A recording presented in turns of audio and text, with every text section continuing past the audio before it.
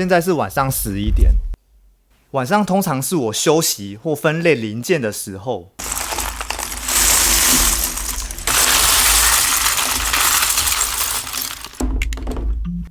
第一步，我會把大片的挑出來。通常分類是為了做下一次的作品。下一棟台灣街景，我想要改造舊作品，是我在2013年創作的老公寓。哇，這棟竟然13年了。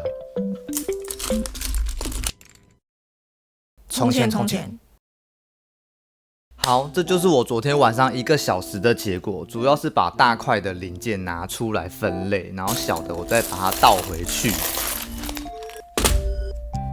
反正這個工作就是很無聊，但強迫症的人會很療癒。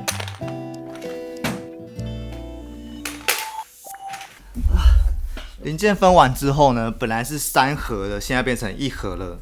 那這一盒呢，因為比較細，我可能之後才會再分，再找時間。既然要分類樂高，那我們就來聊聊樂高零件分類。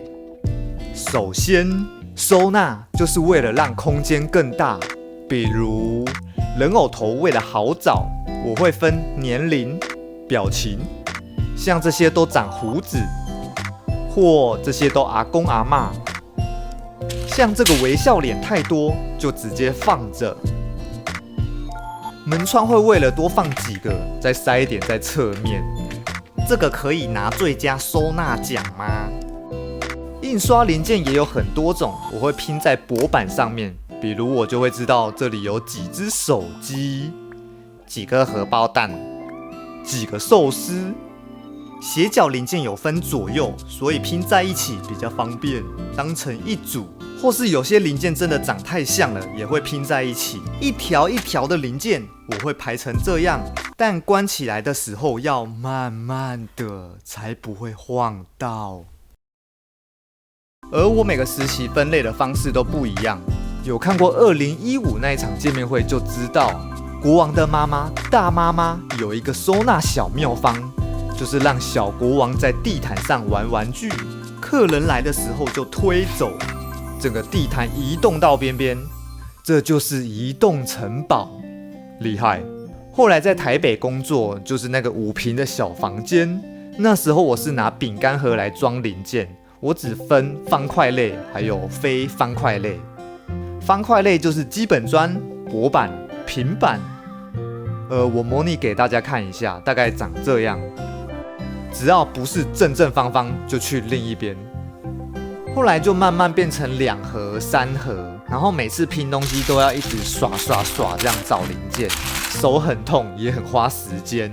我就買了2個桌上型文件櫃，那時候選那種可以疊的，如果賺錢還可以疊更多上去，然後慢慢往上堆。我那時候是這樣想的。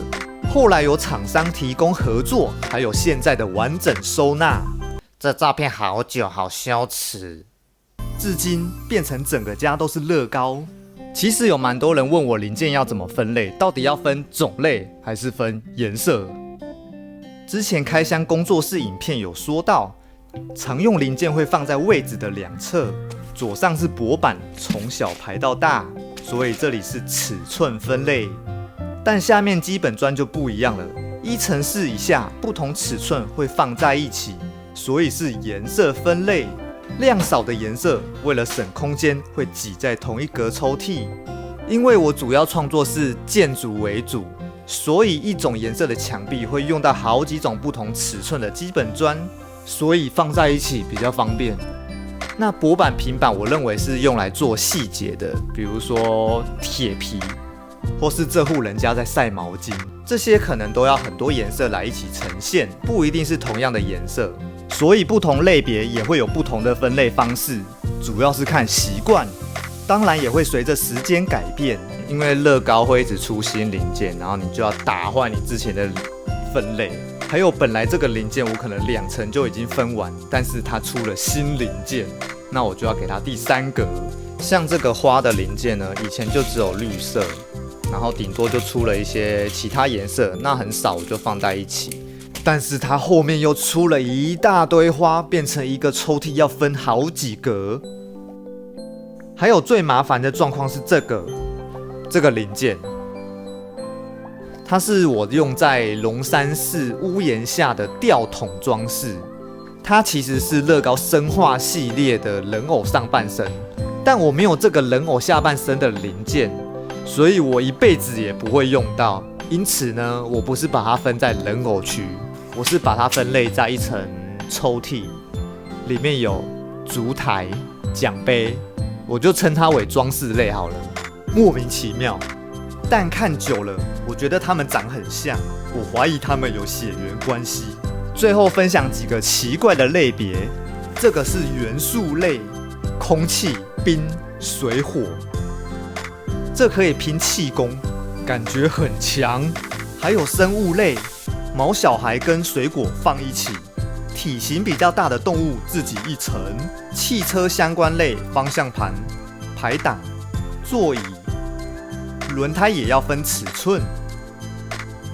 人偶會分成頭髮、上身、下身，最後透明零件有自己的一區，因為它跟其他顏色放在一起實在太亂了，所以自己一區。因此分類要分多細呢？就是看你的零件數量。例如我最早零件少的時候，就可以分成2類：方塊類與非方塊類。因為零件少，很好找，不用細分；但零件多的時候，就需要更細。比如我早期放在一起的方塊類，就可以再分成基本磚、薄板、平板，再更多就分尺寸，甚至是顏色。這個分類法呢，不只用在樂高，你可以用在你生活的當中，比如說分類書，或是生活用品，或是你的鍋碗瓢盆。像王後也有自己的收納方式，她都會把衣服收納在她的椅子上。請問你的收納方式是？這就是亂中有序。因此，除了很多強迫症患者村民要我拍這一集之外，還有很多媽媽，因為她說她的小孩都不認真收拾她的玩具，說她比較聽國王的話，要國王來拍這一集。所以我在這邊錄幾段給爸媽使用，台灣家長風格。快去整理，我數到3，1、2。然後沒有3，但我自己覺得要用愛的教育，小孩才會聽。愛就是包容。趕快去給我整理。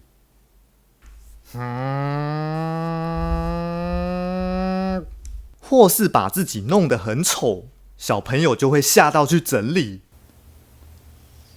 快去整理。好累哦。